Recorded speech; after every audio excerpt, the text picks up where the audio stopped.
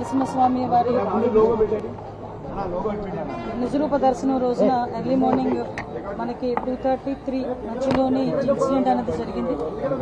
యాక్చువల్గా ఇన్సిడెంట్ కూడా 2 o'clock చాలా హెవీ రైన్ ఒకటి స్టార్ట్ అయింది. అందరికీ తెలుసు, చాలా పెద్ద గాలి దుమారంతో చాలా ఉరుములు మెరుపులతో కూడిన భారీ వర్షం అయితే వచ్చింది.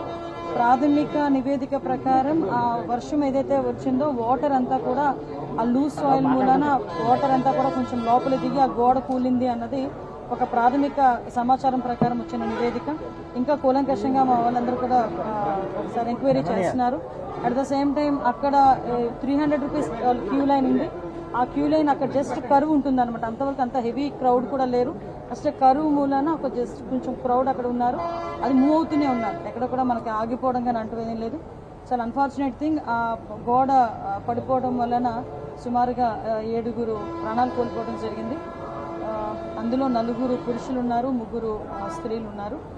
ఇంకా మిగతా రెస్క్యూ ఆపరేషన్స్ కూడా జరుగుతున్నాయి. ఈ సంఘటన జరిగినది అని తెలిసిన వెంటనే ఇమీడియట్గా ఎస్డీఆర్ఎఫ్ బృందాలు, ఫైర్ డిపార్ట్మెంట్, పోలీస్ డిపార్ట్మెంట్, అదేవిధంగా ఇక్కడ పనిచేస్తున్న వాలంటీర్స్ చిన్నపిల్లలైనా వాళ్ళకి చేతులెత్తి దండం పెట్టాలి. నిజంగా వాలంటీర్స్ అయితే ఇమీడియట్గా కొంతమందిని బయటకు తీసుకొచ్చి అప్పటికప్పుడు హాస్పిటల్ కూడా తరలించారు. ఎన్డీఆర్ఎఫ్ టీం కూడా ఆన్బోర్డ్ అయింది. ఎన్డీఆర్ఎఫ్ టీములు 2, ఎస్డీఆర్ఎఫ్ టీంలో ఒక 2, fire department and police department అందరూ కలిసి రెస్క్యూ ఆపరేషన్స్ కూడా చేస్తున్నారు. ఇప్పుడు మొత్తం అంతా క్లియర్ చేస్తున్నారు అందరూ కూడా. నిజంగా చనిపోయిన వాళ్ళ కుటుంబాలందరికీ కూడా ప్రగాఢమైన సంతాపం తెలియజేసుకుంటున్నాం గవర్నమెంట్ తరఫున కూడా.